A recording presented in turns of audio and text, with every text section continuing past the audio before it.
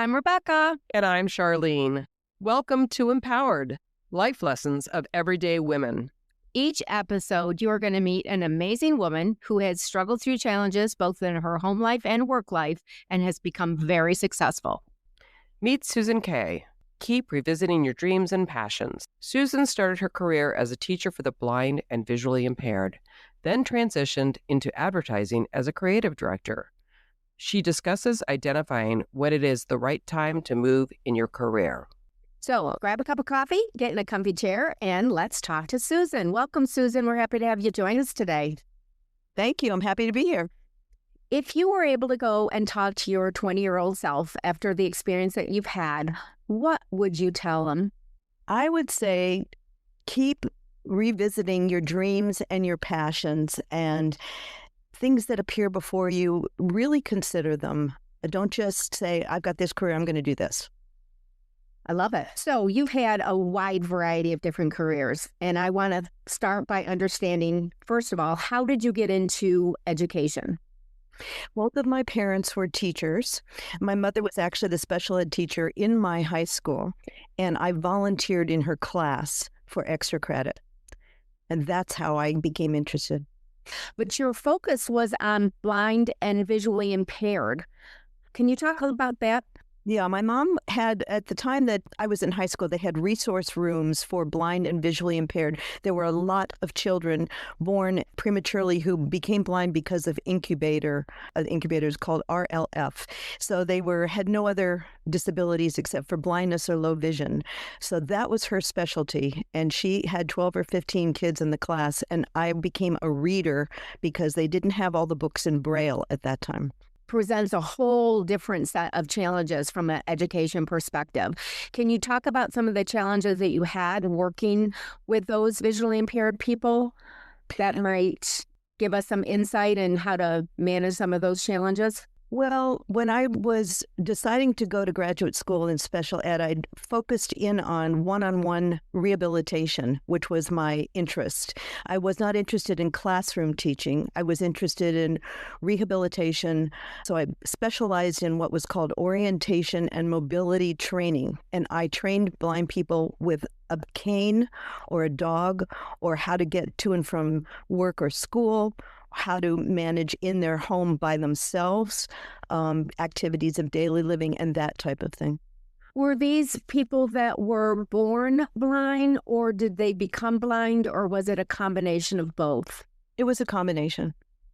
Some people were elderly blind because diabetes was causing blindness at that time. And then I also started out working initially with middle school kids. And those kids wanted to be independent. So teaching them cane skills or dog skills was very important for them to be able to do things without their parents' help. Yeah, you helped empower them to be successful. I love that. So that must have been incredibly rewarding. I did that for about 10 years. So, going into another arena, which I'm quite familiar with, what drove you out of your career into the advertising arena? Well, my husband and I moved quite a bit. And when we were living close to New York City in Westport, Connecticut, I started writing for the local newspaper about the arts. My undergraduate degree was in design from UC Berkeley, and I was very, very interested in the arts. And I took a couple of writing classes, applied to be the arts writer for the local paper, and got the job, and started writing columns about the local artists, art fairs, photography, anything that I decided I wanted to write about. And a friend of mine who I was carpooling with, we were carpooling our kids to preschool, worked in the advertising business. And she said to me, "You're a pretty good writer. We're looking for writers in our ad agency. Would you be interested?" And that was serendipitous. It was totally by accident. Networking. It was through networking that you were able to get a job. That's interesting. One of the other women that we've interviewed basically said all of her major jobs came through networking. So that's really, really important.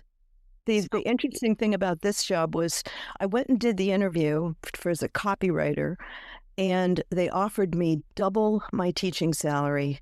And by that time, I had 10 years and a master's degree, and they offered me double the amount of money. And we needed the money, so that was part of it. Being in the advertising world myself, in my career, or a part of my career, I can understand. I actually didn't think I was going to make as much money as I ended up making. I was 35 when I went into advertising, so I wasn't a young kid. So I had a lot of experience. They wanted somebody who could write about travel, and my husband had worked for the UN. We traveled everywhere, so that and the fact that I had written a lot for the paper was a help. What were some of the challenges you had at that job? One of the challenges was being a mom, to tell you the truth. My son was 5, and he became really ill, and there was about a week period where he was in the hospital with pneumonia, and I had to take the time off. And I was commuting by train from Connecticut to New York, so it was an hour each way.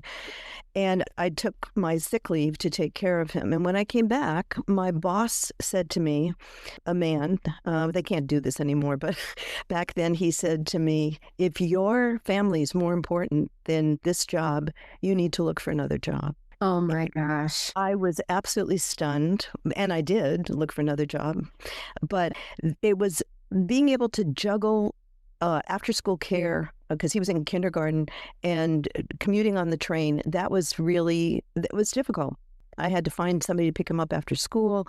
So all those were challenges. And the fact that I worked more than an hour away from where I lived. Oh, that's really hard. Well, in advertising, there are no really set hours. You just do the job till it's done. So if you have to work till 8 o'clock at night, you work till 8 o'clock at night, and then you still go back the next morning at, regular time to get work done. So deadlines are deadlines. So the advertising environment is very, very competitive. Have you ever had experience on dealing with someone that took credit for your work? And how did you handle that?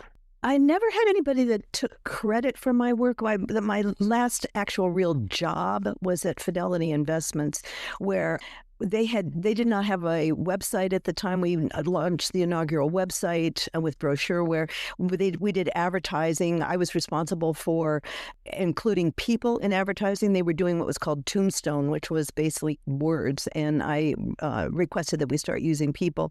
So I feel like I changed the sort of like the tone of the advertising there, but I thought it was part of my job, and I was perfectly happy to do that. So you went from education into an industry type job. There's a lot of cultural differences going into a big organization or a business organization versus a school organization. Can you talk a little bit about some of the challenges you had adapting to that type of environment?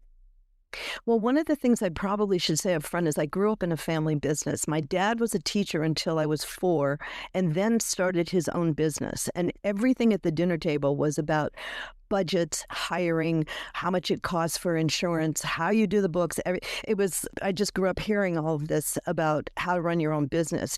So for me, when I got into the business environment, and also because I was 35, I wasn't a young kid, I kind of had some awareness that this was going to be a much different type of organization than education. And I don't think I was daunted by it at all. I think I really gravitated towards learning a lot more about it. But I did have a business background just because of my family. Sure. Was your father one of your bigger influences in your life? Yeah, but I would say both my parents were very different thinkers in the way that they approached life. Their priorities were interesting. Once my dad started making money, it wasn't about buying cars and jewelry and belonging to the country club. It was about traveling and taking us with him to experience new things. And that was the teacher side of him. So I think that I learned some of that through my family connections. I would say, honestly, that's what I've done in my life. I think experiences, nobody can take those away from you. I've always said that. Things are just things. So for me, I totally get that whole idea of experiences. It's always been important for me personally when I was raising my kids. And it still is. We still try to do experiences together because they're memories you keep forever. Exactly. It's like when you go to Europe and you're 12 years old, which I was, for 3 months, my teacher parents took us out of school and we did home teaching in the car, and we traveled all over Europe by car. I saw people, heard languages, and saw places that I would never have experienced if my parents hadn't been thinking differently about including the family in their travels.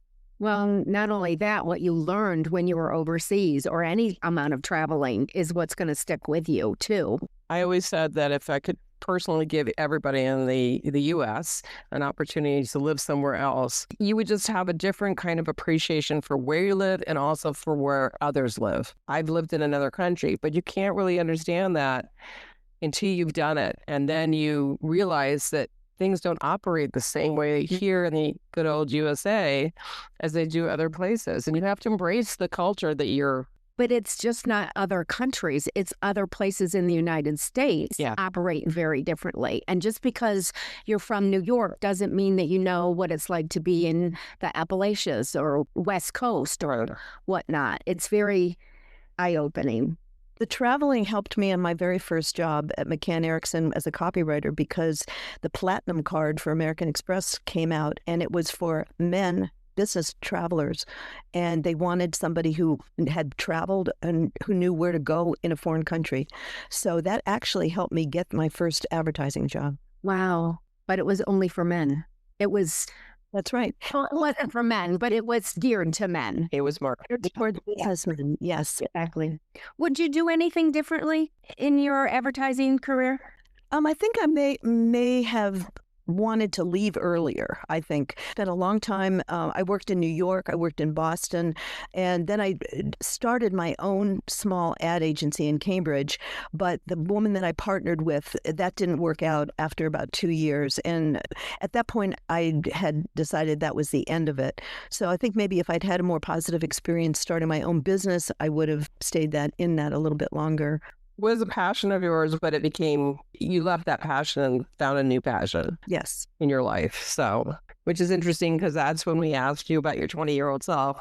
Yes. You said something you're passionate about. And so at some point, in your life, and I think it's okay, you realize that you're not having fun anymore. You're not having joy from whatever it is you're doing. And that's when it's time to look for another opportunity. And I think you can revisit, like I've always written a journal from the time I was a kid. I think my mother started me on that when we were traveling. And when you look back at some of the things that you may write about or dreams that you might have, revisiting those and sort of looking at and assessing whether something like that, moving in that direction would be a good idea is something that I've done several times in my life. Of course, I've always couple that with the idea that you have to have some backup. So when I left advertising, in the back of my mind, I knew I could take some time to look at other things, but I could always go back if I needed to or wanted to. Great.